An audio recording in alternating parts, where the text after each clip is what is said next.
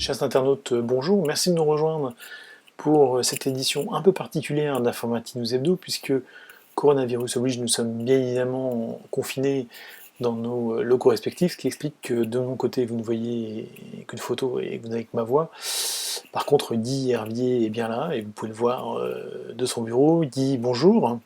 Bonjour Jean-François. Alors Guy, on commence par Microsoft qui fait deux annonces finalement cette semaine. D'abord un peu de teasing. Et puis surtout, compte tenu de l'actualité, suspend les mises à jour de Windows 10, si j'ai bien compris. Oui, vous vous souvenez qu'on parle de Windows déjà depuis plusieurs semaines.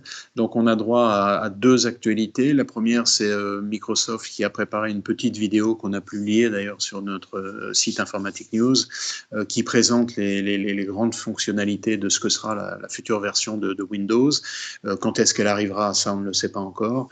Est-ce que ce sera pour la fin de cette année ou début de l'année prochaine, enfin en courant de l'année prochaine, ça on ne sait pas encore. Et puis le deuxième point, comme vous le signaliez, c'est que le fameux Patch Tuesday, le mardi, le premier mardi de chaque mois, et puis les options de mise à jour sont suspendues jusqu'à nouvel ordre. Donc est-ce que c'est lié à l'actualité ou est-ce que c'est une suspension qui durera? Ça, on ne le sait pas encore. Mais en tout cas, c'est quelque chose qui est à prendre en compte par les utilisateurs. Alors Guy, après avoir parlé d'un éditeur, on parle d'un constructeur, en l'occurrence Lenovo, qui s'inspire d'autres acteurs du marché pour proposer finalement aussi, lui aussi, une offre à la consommation, si j'ai bien compris. Oui, en fait, je dirais que les Lenovo s'alignent sur ce qu'ont déjà fait un certain nombre de fournisseurs.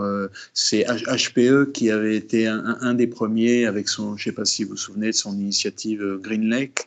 Et donc là, Lenovo propose donc ce qu'ils appellent TrueScale Infrastructure Services. Donc, bon, on voit pas très bien ce que ça veut dire, mais en gros, l'idée, c'est que c'est la possibilité d'acquérir du matériel, de l'installer, de le faire fonctionner en mode abonnement.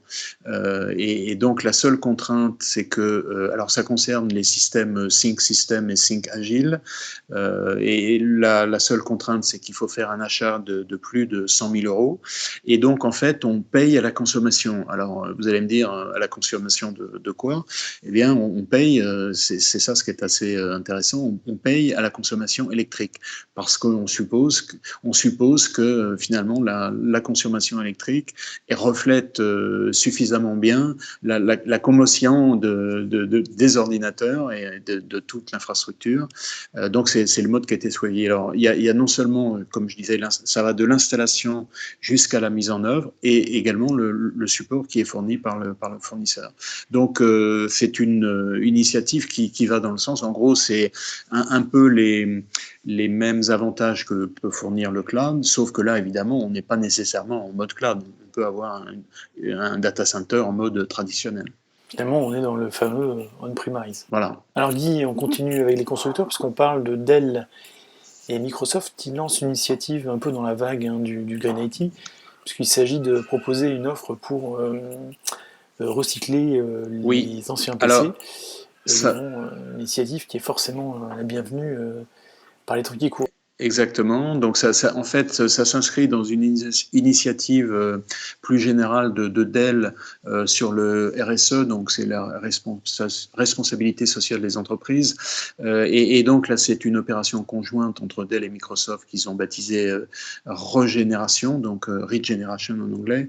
Donc l'idée est assez simple, c'est-à-dire que quand vous achetez un nouveau matériel, donc là on parle de PC principalement, quand une entreprise achète un nouveau PC, elle peut donner son ancien PC en échange, et en fonction de l'état de ce PC, donc elle peut récupérer. Ça marche pour les automobiles un peu, hein, d'une certaine manière.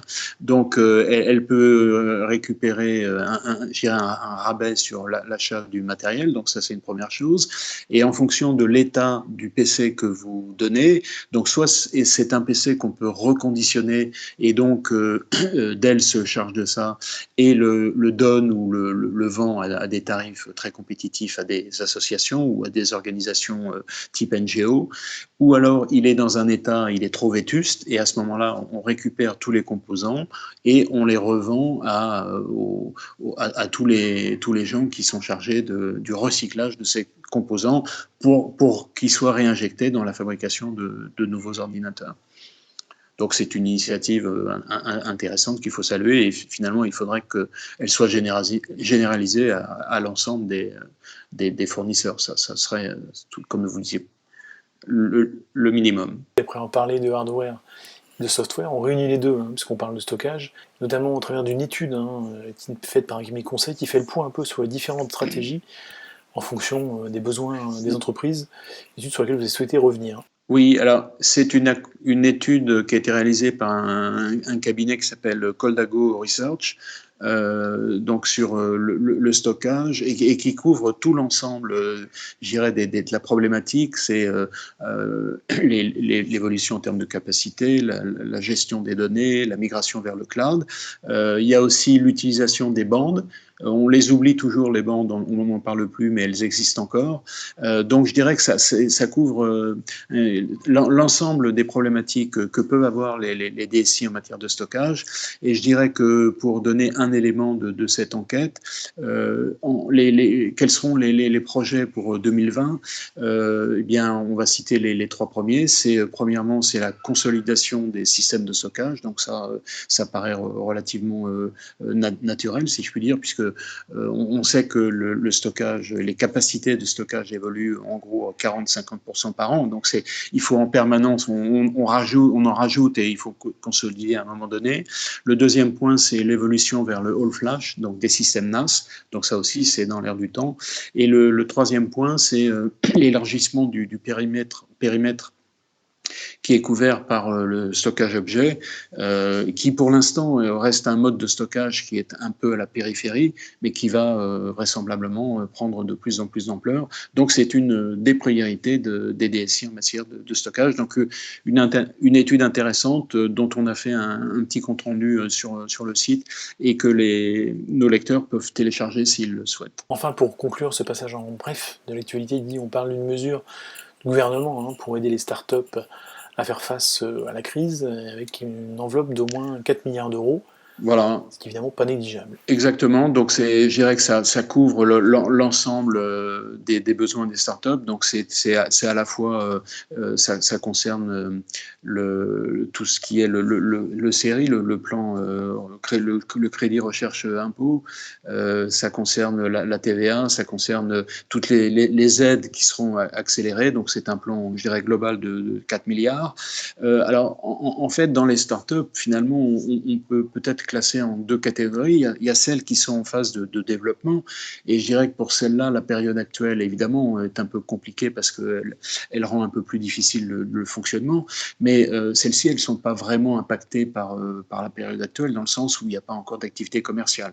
Et puis il y a la deuxième, celles qui sont entrées en période d'activité commerciale, pour qui, évidemment, cette période est très compliquée, et pour lesquels cette aide qui est promise par le gouvernement sera évidemment très, très utile et très appréciée. Alors, après ce rapide tour d'horizon d'actualité, on revient bien évidemment sur cette crise du coronavirus, qui est évidemment l'actualité de la semaine. Et des semaines à venir, oui. Oui, malheureusement, on risque encore de parler de cette crise pendant plusieurs semaines. En attendant, Guy, vous avez souhaité revenir sur les initiatives et les conséquences de cette crise.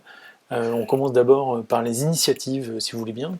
Oui, alors il y en a, en fait, on en a deux. Il y en a un certain nombre toutes les semaines. Et d'ailleurs, on peut inciter nos lecteurs à aller sur le site de notre confrère IT4Business, qui fait la liste et qui la met à jour périodiquement de toutes les offres qui sont proposées. On en a retenu deux. Donc, comme vous le disiez, il y a SAP, alors qui propose un certain nombre d'offres gratuites. On en a retenu deux. La première, qui tombe un peu sous le sens, enfin qui semble être de bonne aloi, en gros, c'est un logiciel qui est proposé par Qualtrics. Vous vous souvenez qu'SAP avait racheté Qualtrics, et donc en gros c'est une solution qui permet de suivre les besoins de tous les gens qui sont en télétravail. Donc c'est tout à fait d'actualité. En revanche, la deuxième, elle est plus problématique, si je puis dire, puisque c'est Triptych vous savez, l'application qui gère les voyages, TripTit. Et donc là, on se demande en quoi cette application, en ce moment, alors qu'on est confiné, en quoi elle peut être très très utile. Mais enfin bon, ça c'est une première chose. Peut-être. Et puis le deuxième, c'est une petite société de l'Est de la France, de Reims, qui propose une application USE ou USE, je ne sais pas comment on prononce, Together. Et donc c'est une solution de partage de documents donc qui est proposée gratuitement et qui permet à 4 personnes de partager un même document et que ces 4 personnes puissent travailler sur le document. Donc en gros, elles peuvent actionner le clavier, la souris pour pointer sur et taper des éléments si nécessaire. Donc ça nous semble intéressant et à mentionner. Et petite société de Reims, donc on voulait en faire part. Très bien. Alors pour parler de ces quelques initiatives, on voulait évidemment évoquer les conséquences pour l'écosystème, et notamment quelques fournisseurs qui ont fait parler d'eux la semaine précédente, cette semaine et la semaine dernière, j'allais dire qu'il faut parler d'eux, malgré eux. Donc on peut parler... Alors, la semaine dernière, on en avait déjà un petit peu parlé. Il y avait l'explosion des VPN. Il y avait Teams aussi qui était en croissance. On parlait de 500%. Là, c'est Zoom qui est en véritable explosion, si je puis dire, puisque c'est un rapport de 1 à 10 entre fin février et fin mars. Donc, vraiment, ça explose. Et je peux vous dire que je l'ai testé moi-même, une réunion à 15 personnes, et ça fonctionne plutôt bien et c'est vraiment très simple. Donc ça c'est une chose. Et puis il y a une deuxième aussi conséquence qui est que comme les gens je dirais, ont été un peu brutalement confinés chez eux, ils ont peut-être pas tout l'équipement nécessaire dont ils pouvaient disposer pour travailler confortablement. Et donc là pareil, l'achat en équipement des PC, des écrans, des grands écrans, des imprimantes et même les logiciels en font partie et les webcams, tous les petits équipements, et ça, c'est des croissances de 40, 50, 100%. Donc, je dirais que c'est sûr que pour certains, la période est très difficile, mais en tout cas, pour d'autres, c'est plutôt une aubaine. Bon, c'est comme ça. Autre acteur qui doit faire face aux conséquences du coronavirus, les opérateurs de data center, qui évidemment sont passés aussi en mode confinement. Voilà, donc en fait, Equinix a pris la décision de fermer ces centres. Donc fermer, ça veut dire quoi? Ça veut dire qu'en fait, évidemment, ils continuent à fonctionner, mais quand une entreprise a mis un petit data center dans un centre Equinix, eh bien, ces techniciens n'auront plus accès pendant la période dont on ne sait pas d'ailleurs combien elle va durer, mais elle peut sans doute l'équivalent du confinement. Et donc, c'est Equinix lui-même qui envoie ses techniciens pour faire les mises à jour nécessaires, enfin en tout cas voilà. Et alors évidemment, Equinix demande à ses clients de ne faire des requêtes que pour des besoins extrêmement pressants et pas pour de l'administration quotidienne. Donc bon, c'est une adaptation momentanée, mais qui, on l'espère, ne durera pas trop longtemps. Alors les opérateurs de data center, Guy, on a bien compris, ils ne sont pas les seuls. Il y a d'autres acteurs, peut-être plus surprenants, qui sont aussi affectés par cette problématique du coronavirus. Alors, il y en a d'autres. On peut penser que pour tout ce qui est le développement, le travail distance, finalement, n'est pas trop impacté par cette crise sanitaire. C'est pas tout à fait le cas, puisque on apprend que Chrome et Edge, les futurs navigateurs, eh bien, les prochaines versions seront reportées un peu plus tard.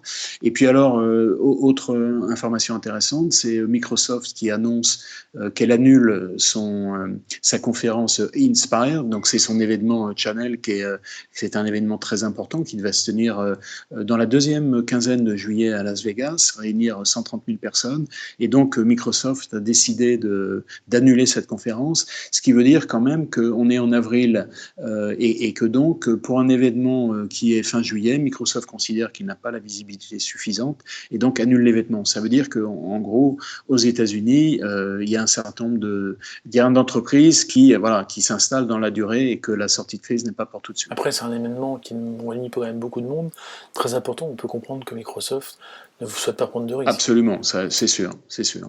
Alors Guy, pendant ce temps-là, sur le front de la cybersécurité, les affaires continuent, puisque les hackers sont à l'œuvre. On a vu pas mal d'attaques récemment. Alors compte tenu évidemment des événements très particuliers, initiative intéressante, parce qu'un certain nombre de spécialistes ont décidé de se réunir pour essayer d'aider les entreprises, les acteurs de la santé notamment, à faire face à ces hackers qui sont évidemment malheureusement loin d'être en grève, Guy. Et non seulement ils se mettent pas en grève, mais je veux dire, ils sont encore plus créatifs que d'habitude. Et là, leur créativité est orientée vraiment sur tout ce qui est très très négatif. Et donc là, comme vous le disiez, c'est un groupe de spécialistes en sécurité qui se sont regroupés plutôt, pour l'instant un groupe de 400 personnes, donc c'est important, qui concerne des spécialistes de Microsoft, d'Amazon, et qui en particulier s'intéresse à trouver les bonnes parades pour toutes les attaques qui concernent les centres hospitaliers, qui ont certainement en ce moment d'autres choses à faire que de s'occuper de problèmes informatiques. Donc c'est une initiative à saluer, et en particulier une réflexion de Mike Rogers, qui est un des 4 initiateurs de ce groupe, de la société Okta, spécialisée en cybersécurité, qui disait que à ce jour, il n'avait jamais vu encore un tel déchaînement d'attaques. Donc bon, c'est à saluer. Il faut espérer qu'on trouvera les bonnes parades pour répondre à ce qui, faut bien le dire, est absolument insupportable. Déjà en temps normal, c'est pas vraiment supportable, mais là en ce moment, profiter de la période, c'est absolument ignoble. Enfin, Guy, pour conclure cette émission hebdomadaire, une fois n'est pas coutume, on voulait saluer l'ensemble des responsables informatiques, des acteurs du secteur informatique, qui sont sur le pont depuis maintenant un peu plus de 2 semaines, et qui montrent combien aujourd'hui ce secteur est essentiel à l'économie. Et grâce à qui on peut continuer de fonctionner. Et donc qu'ils en soient remerciés. Je pense évidemment à nos lecteurs qui sont eux aussi sûrement sur le pont. En attendant, et j'allais dire malgré tout, je vous souhaite une semaine aussi belle que possible, et puis je vous propose de nous retrouver la semaine prochaine pour une nouvelle édition de notre émission Informatique News Hebdo. A très bientôt, merci.